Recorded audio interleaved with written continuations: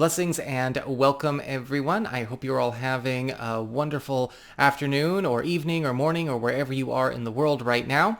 This video is another excerpt from one of my Patreon live discussions, and this one is talking all about spatial alchemy and how our environments, what we keep in our space, how we conduct our space, and what is held in our space co-creates our reality experience, and the relationship between what goes on in our inner world, our microcosm, and what ends up manifesting or being experienced in the macrocosm, the outer world, the outer reality, and the bridge between our space inside and what we experience on the outside. And so I really hope this helps you out a lot. This time of year, January, February is when I start doing my spring cleaning, and I thought it was a really good topic to bring up with folks, help give some clarity and some context into what's going on and some tips and tricks on how to assist your co-creative process to maybe jump up a level or so by understanding what goes on, when it comes to the energies of our atmosphere, the energy of our environment, right? People talk all the time about astrology and planets and ambient alchemy that comes through there. Well, what's going on in the inner world is all the more important, and that's what we talk about in this video. Again, if you ever want to attend a live, it's only $5 minimum pledge per month to have access to my Patreon lives, as well as the weekly tarot forecasts that I put up as well, and you can find that by following the links in the down bar below. So y'all take care and enjoy the show. I thought, since we are at the beginning of a new year, and we are coming up on a lot of new fresh energy, that we might want to actually take some time this week to talk about environmental energy, how our space co-creates our reality experience with us. In this particular chat, we're going to be talking more about how all of it comes together, really getting into the ground floor basics in the discussion. We're going to be talking about not only, going over more detail of, how everything is energy and everything in manifestation is an interpretation of that energy, but also talking about the micro and macrocosmic relationship between your space and the subjective reality that you encounter throughout the world, as well as talking about how, not only is it your inner, as in you, yourself, has an inner and outer experience, but your space has an inner and outer experience.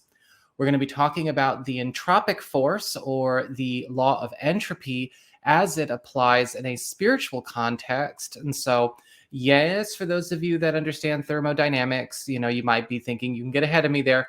That's fine, but we're going to talk about that in a little bit. We're also going to talk about things that you might want to keep an eye on in your space, or how you're keeping your space, and just what areas of your space, even bringing in a little bit of a feng shui discussion, actually do represent and correspond to experiences that you have in the outer world. Fun fact about me, I do follow, of course, the wheel of the year, hence it being up here. And so for me, the first day of spring is actually February 2nd here in the Northern Hemisphere. And so I tend to begin all of my spring cleaning this time of year. I figured, let's talk about it. Just a quick reminder for everybody that I will not be looking at the chat. And if you do want to ask any questions, I will be, of course, breaking for questions at different points in time during the class. And you just want to use the Ask a Question feature there.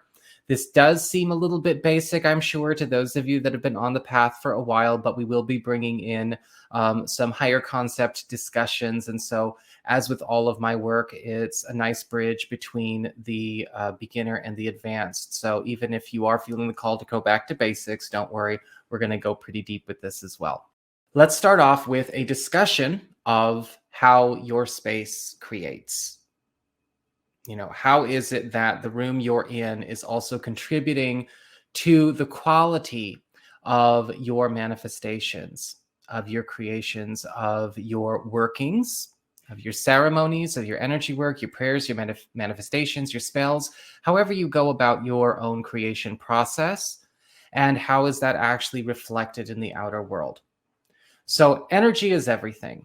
Physical objects themselves are just denser expressions of the etheric, holding form.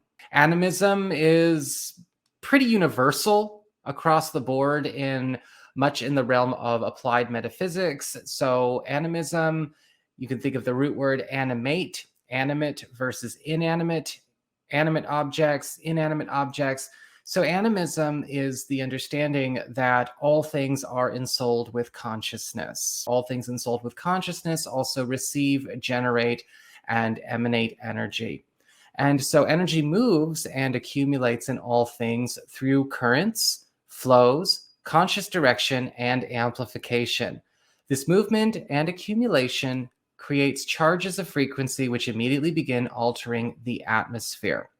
So you can either work with your space or work against your space, but I don't actually recommend the latter. And your space can either work with you or work against you. Everything in manifestation is an interpretation of energetic output. When something comes forth into being, expands, contracts, thrives, or declines, it is the result of a universal interpretation of that energy at work.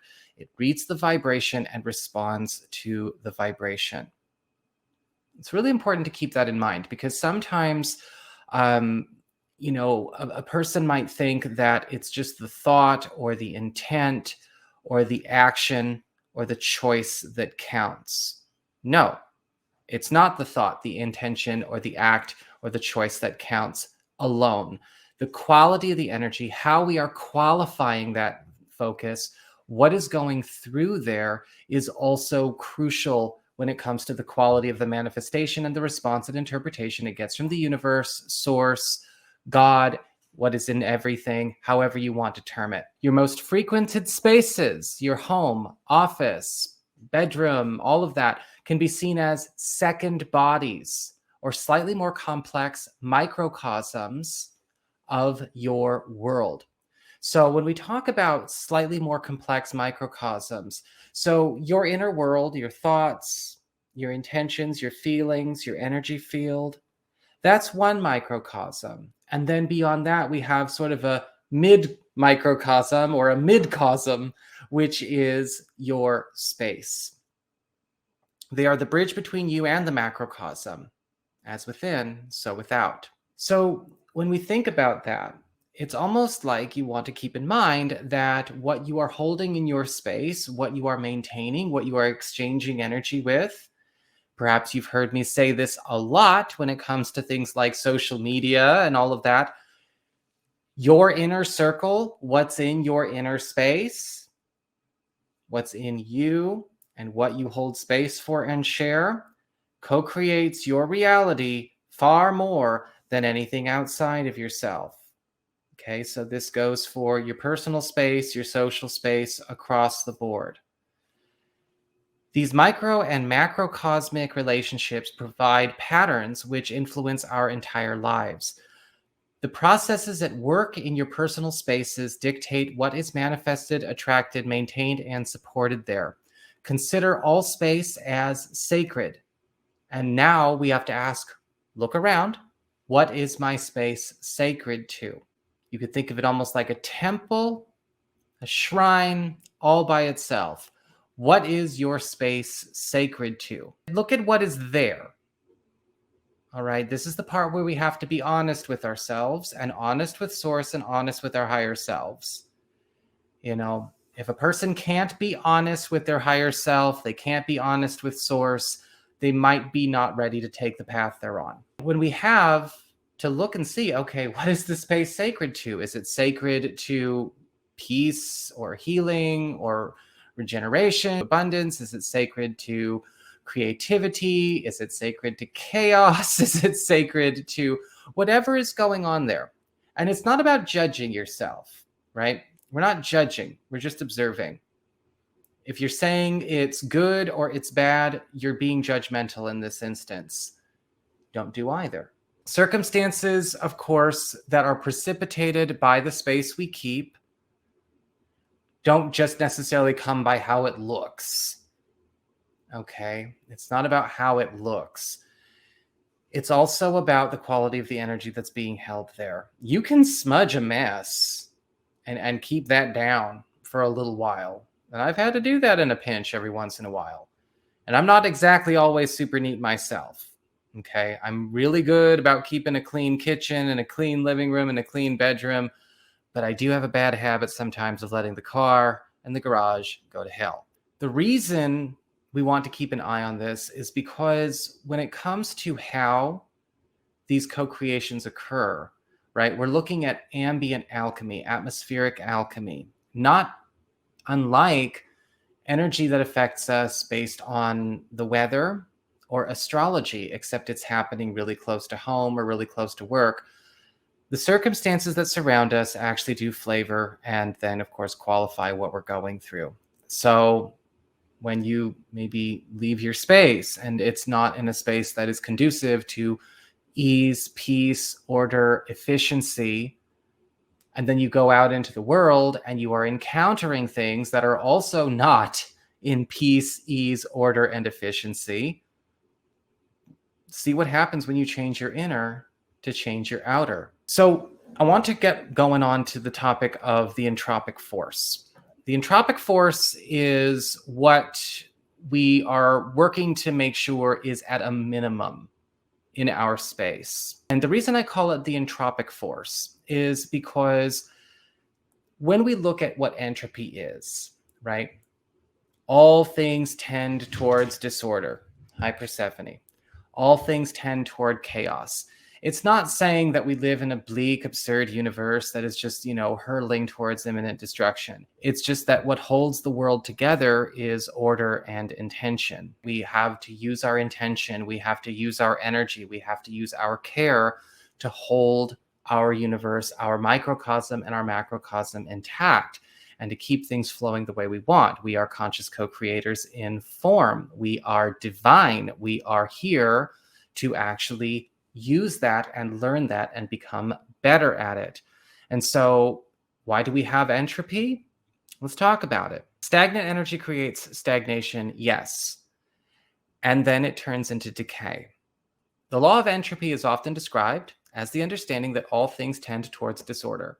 What holds together peace, health, harmony, and order is care and intent.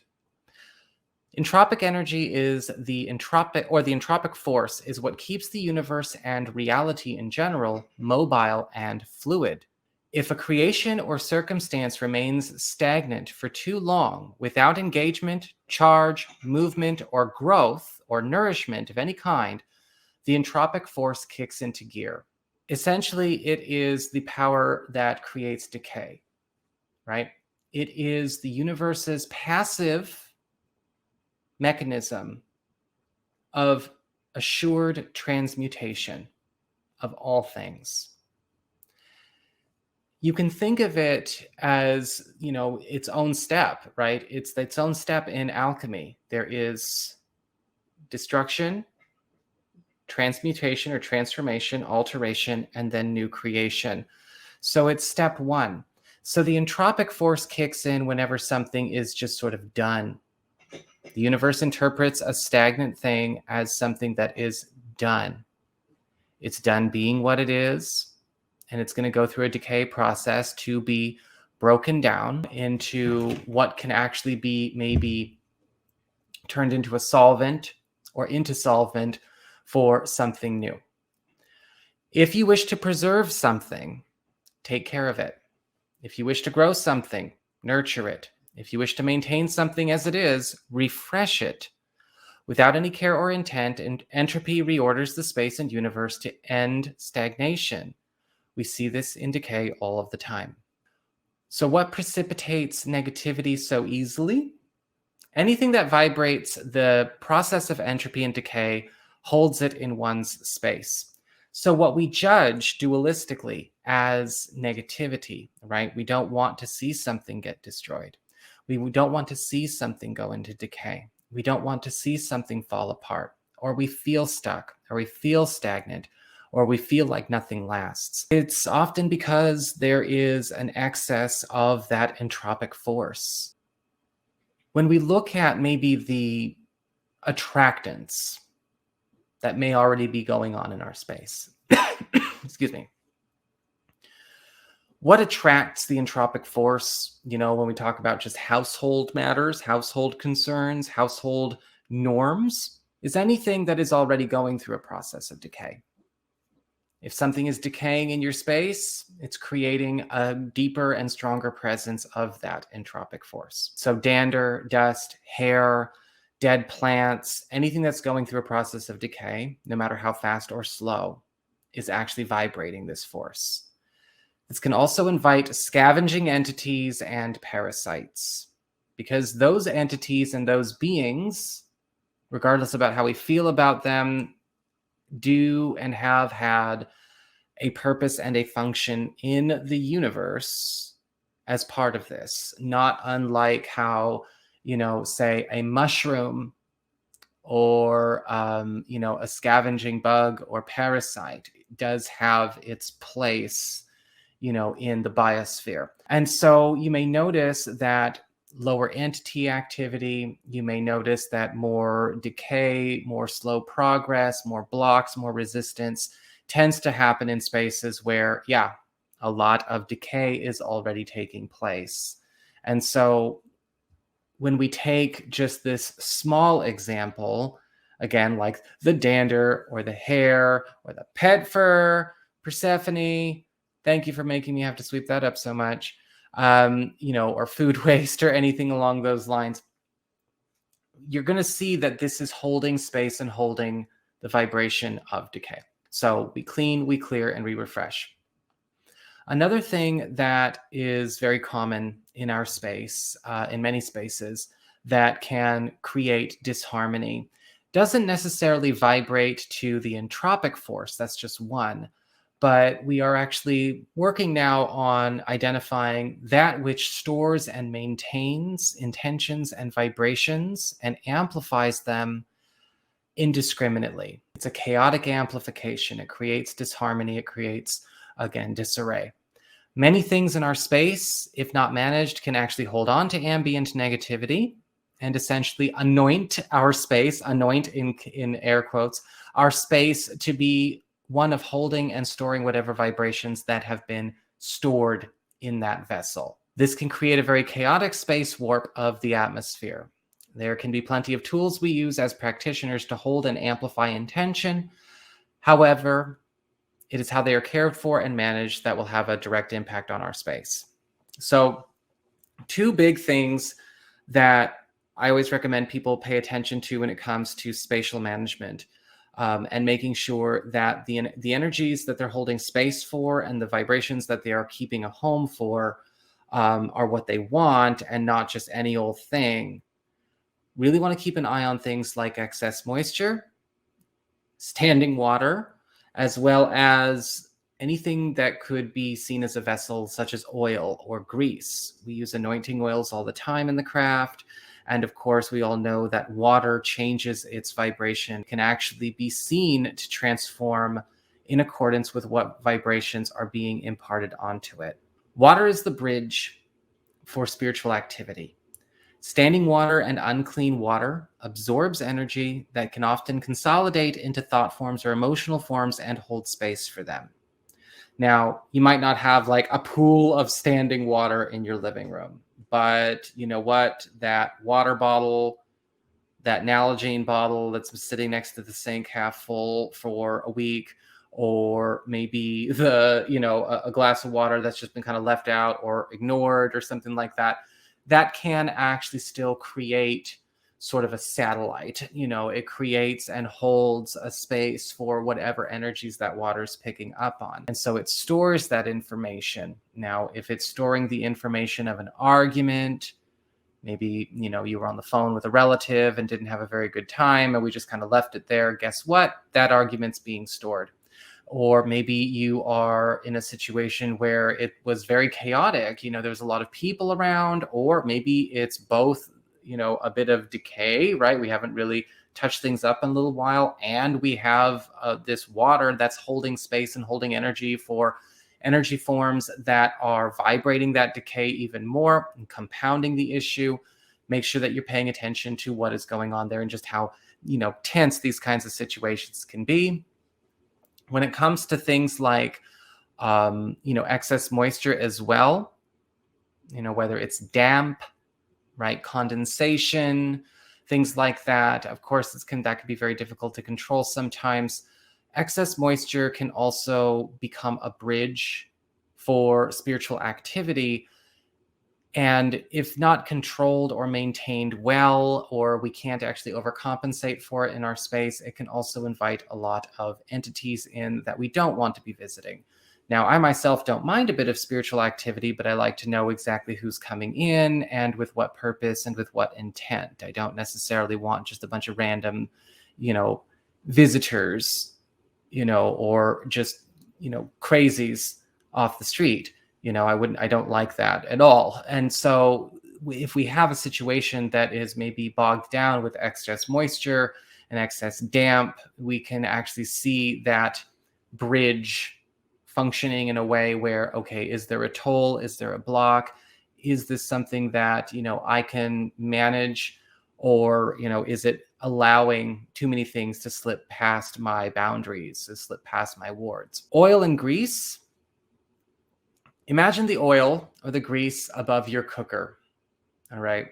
And this makes me think of a neighbor that I used to live beneath, just holding everything, every experience that was ever present for it, every energy, every emotion, just caked into the wall, and then anointing the entire space with that energy. Okay, excess in that way, that oil and that grease, just holding that vibration, accumulating it, and then just tattooing it into the house. Make sure that, you keep an eye on that. I mean, yes, it can be cleared, and yes, it can be cleansed. Yes, we can wipe those things clean.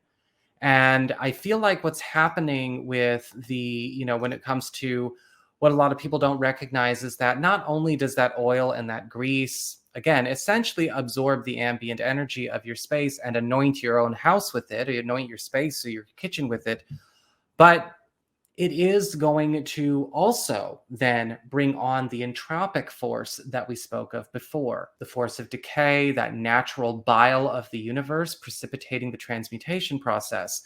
And if it's not something that we want in our space, having something that's vibrating not only more hostile, negative, or discordant energy, but also vibrating the entropic force is only going to create more trouble in the environment. So, don't just smudge your caked on grease, get it off. Uncleansed jewelry, unprogrammed crystals, or empty tools, uncleansed or unprogrammed memorabilia can, if you're not careful, become a house or a vessel for all kinds of different energy forms. If you are in a situation where you have a lot of crystals and you're not putting them to work, you better be cleaning them regularly. Whether you're cleansing them with a smudge, cleansing them, in the sun if they're sun safe, or water if they're water safe. A programmed crystal, something that's actually charged and is imbued with energy, is going to be safe. But if you're just dealing with a bunch of empty vessels, you don't know what's going to cling to them. I cleanse these rings constantly. Why? Because these rings are with me when I'm casting, they're with me when I'm doing readings, and I do not actually program them to do anything. And the reason I don't actually program them to do anything is because I just want the enhancement qualities of these tools. I charge them and let them do what they're going to do, but I have to keep them clear and clean so that I don't have to worry about any kind of attachments and things like that. Well, your jewelry, if you're not wearing it for a while, you're not because when you're cleansing yourself, you're cleansing everything that you wear and bear. If you're not cleansing yourself often enough, that can also become, a latchable challenge. So, just take care of it. Pay attention to what you've got going on. It doesn't matter if you've got walls and wards. Remember, you are the microcosm of the macrocosm, and your space is the bridge between your microcosm and your macrocosm. We can call it the midcosm. So just look around.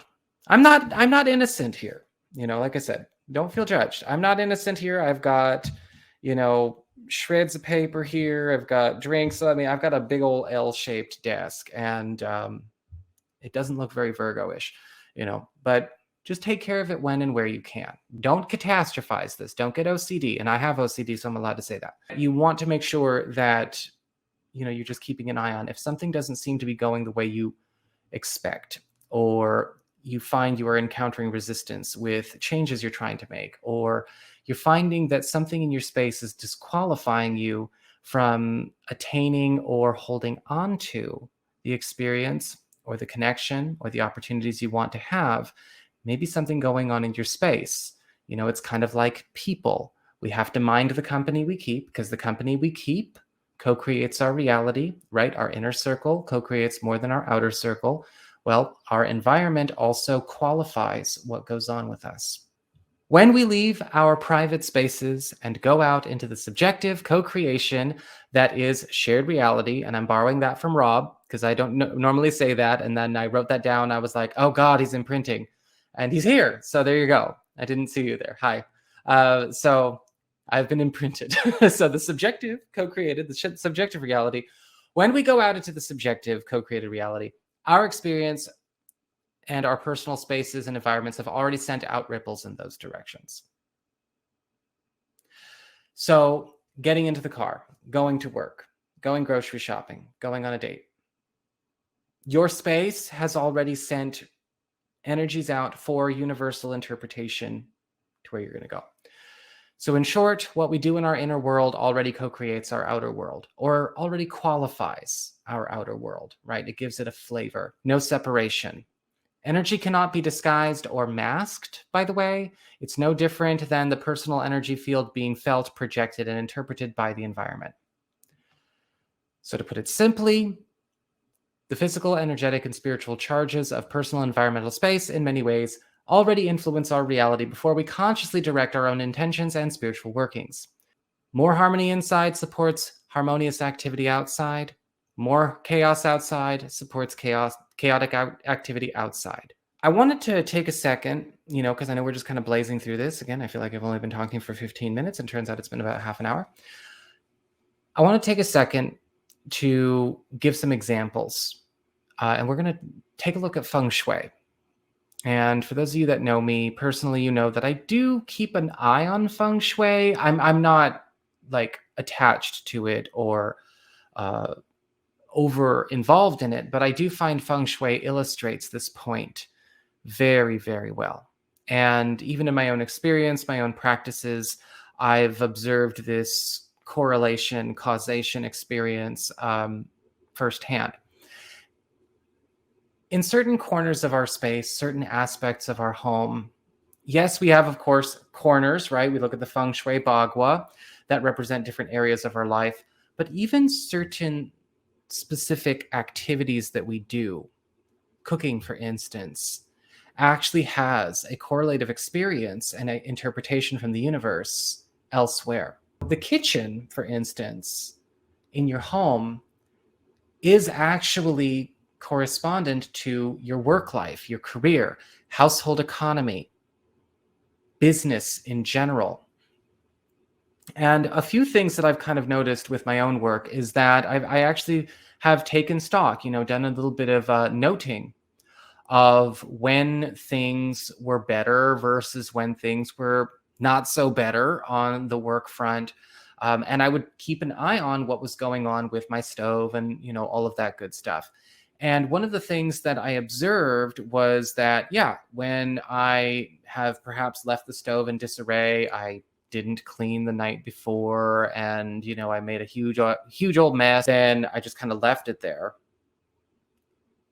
Work would not necessarily be this seamless flow for me. If it was busy, it was harder than it needed to be. If it was slow, it made no sense, and there was no answer as to why it was slow. There was no contact, no feedback, no nothing. With the disarray or the lack of care, it probably gets worse. I tended to go, okay, experiment over. Let's, we've noted this a few times, for about a month. Let's just, maybe keep an eye on things now. Pay attention. If there's no activity, I noticed for a week, I did not cook. I was strictly eating out. So it was DoorDash, and it was, maybe going out to a restaurant, or just, quick fixins, or, something that I would, or barbecue or something like that, but I would not use the stove. I would not even cook or really operate in any way except to wash dishes or make coffee in the kitchen. That lack of activity slowed a lot of things down in the outer world, because my midcosm and my microcosm just weren't dumping energy there through their microcosmic correlation. The bedroom. Rest and rejuvenation, of course, and your love life and your sexual life, and of course your personal stability. So the bedroom is a bit obvious. We don't have to spend a lot of time there. But one of the things that I did want to mention is that the bedroom itself, the quality and state of the bedroom, doesn't necessarily affect your outer life, but it does affect more of what is going on inside you. Going to sleep, how, not just how much rest you're getting, but how much available energy, how much available creative charge, how much available magic, mana you have to put to work. This is also, the bedroom itself, how you have your bedroom set up, can also be a cue to the universe what you're ready for in terms of your lifestyle or a change. If your bedroom is very grounded and very set and very locked into itself, right? There's a lot of furniture. There's a whole lot of, not necessarily clutter. It doesn't have to be clutter, but let's just say a whole lot of decorations. And it just looks like a very well-established long-term home base. If you're looking to make a physical move or make a transition, you may want to make the universe understand that you're ready to pack it up by start packing up. Because if your bedroom is telling the entire universe that you are totally committed and not available to anything else, nothing else is going to show up. Same thing when it comes to love and romance. It can make it all the more difficult, right? Not necessarily going to prevent you entirely, but it can make it all the more difficult to, say, manifest a partner, or maybe even change a certain dynamic in your intimate life with a current partner, if your bedroom seems to be a home for one but not the other. Or if you are single, if you have it set up where there really is no room or opportunity for a partner to even visit, it's up against the wall, or the space just obviously looks like there's no room to share, which, again, if you are looking to bring new people into your life, you want to make sure that there is a message of space in your life for that. Office space. Personal growth and your income, the quality of your professional contacts and opportunities. So your office space could be work itself, where this would be a lot more literal, or this could be the space in your home where you basically do all of your work, all of your business, whatever kind of business it is. And yes, this also applies to you spiritual practitioners and your altar. In fact, in many cases, a lot of adepts will actually have their altar and their office as the same room. I do. My altar is just on the other side, on the other wall over there. So you can look and see, all right, well, is this place a sty? Is that why I can't contact my friends or my allies? Or maybe not why, right? It's not a one-to-one thing. It's not like, oh, you know what? Dog pooped on the floor. You have no friends. It's not like that. But is this working against me? Is this creating a challenge here? What can I do to optimize the flow here? If things are actually working and in proper order, not only is it going to be easier for you to work more closely with the people you want to work more closely with, you're going to attract better business as far as customers and clientele are concerned. And you're also going to find that you're able to make a more quality impact with any kind of new initiatives you're trying to start. If the office or the spiritual space is in disarray, it's falling apart. We've all had moments where, we've just kind of torn the place down, but it got too late. And so we just kind of let it be. You're going to want to pick it back up before you attempt anything super sensitive or super important to yourself. Cleansing can be fun, by the way. I enjoy cleansing. And don't give me any of that stock astrology shit about being a Virgo. I enjoy cleansing because I love doing the work. I love magic, and magic is cleansing. It's healing. It turns around situations very, very quickly. It helps things manifest and get off the ground much more quickly. As with any practice, you have to love your work.